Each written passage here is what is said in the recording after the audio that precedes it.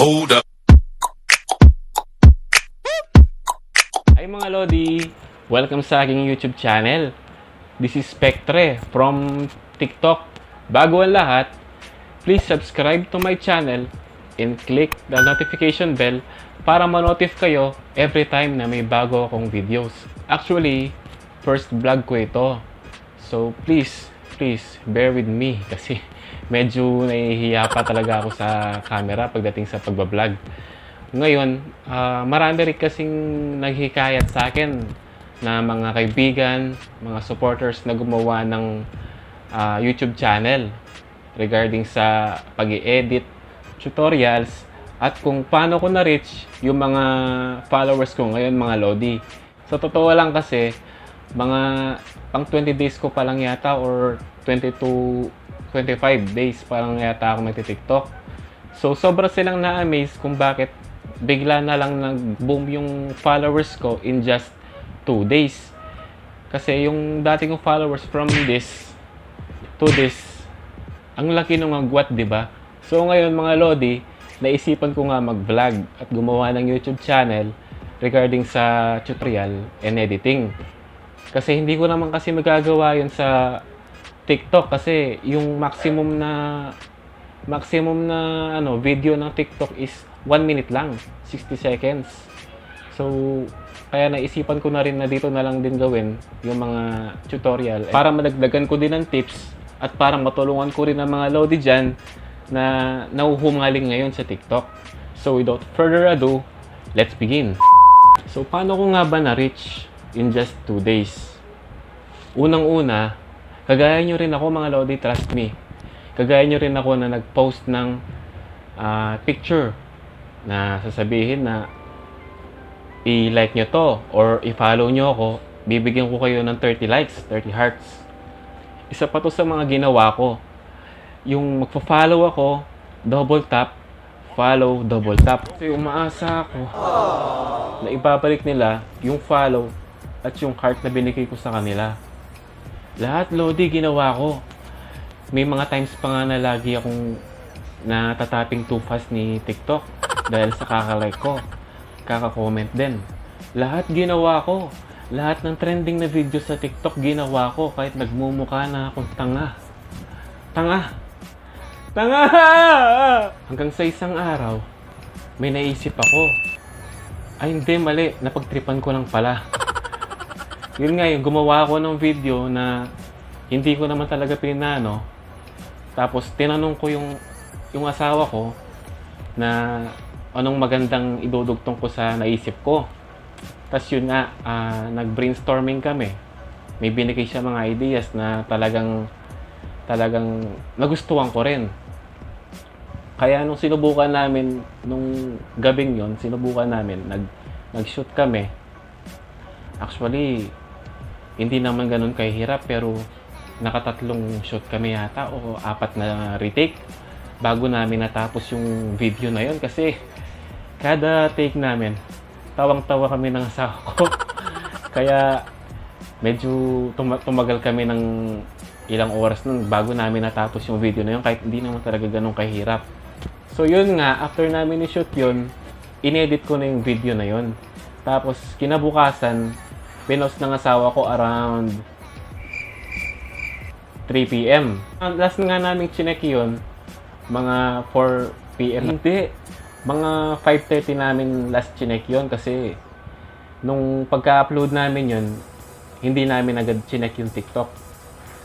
Meron din kasi kaming negosyo na pinagkakabisihan ng asawa ko. So yun nga, nung chinek namin yun ng mga 5:30 nga ng hapon, yun nga nakita namin naka 300 views na kami. Akalain mo, hindi biro yung 300 views na yun, 300 nakatawa na yun. Sobrang tuwang-tuwa na kami noon kasi syempre, yung ina-aim lang namin, hindi naman yung natuwa kami na uy, magiging famous na kami, magiging sikat na kami. Yung ina-aim lang namin is yung para sa amin, papatanggal inip namin, and then para sa iba naman, yung mapatawa namin yung ibang nanonood ng TikTok. So yun nga, nung last namin chinek yun, mga around 11 p.m. na yun. Tapos nung nakita namin nasa around 9,000 na. 9,000 views. Akalain mo yun, di ba? Sobrang tuwang-tuwa kami nun. So, yun nga no, mga Lodi. To make the story short, yung likes ko nasa around 10k, 10,000 likes na. And then yung followers ko nasa around 6,000 and still counting. Yun nga, yung view ko as of now, nagiging 500,000 na rin. Hindi ko talaga in-expect yun na in just 2 days lang, papalo talaga ng ganun yung followers. Marami ring na-amaze. Pero di rin maaalis yung mga, yung mga basher, siyempre. Pero yung isa sa mga na-amaze yung mga na-PM ko na dati, yung mga, uy, 30 hearts kita, 30 hearts mo rin ako, yung mga ganon. Nag-PM sila na, uy, grabe ka naman. Nauna pa ako nag-TikTok sa'yo, ilang buwan na ako nag-TikTok, pero nauna ka pa rin sa akin. So yun nga mga Lodi, yung personality ko kasi, kingkoy ako. Mahilig ako magpatawa sa mga kaibigan ko, sa mga kakilala ko, sa pamilya ko. Mahilig ako magpatawa dahil masaya ako na napapasaya ko sila. Kahit nagmumukha akong ewan sa harap nila. Ang importante sa akin, mapasaya ko sila. Kaya yun yung ginawa ko. So yun nga mga Lodi, yung mapapayo ko lang sa inyo, just be yourself.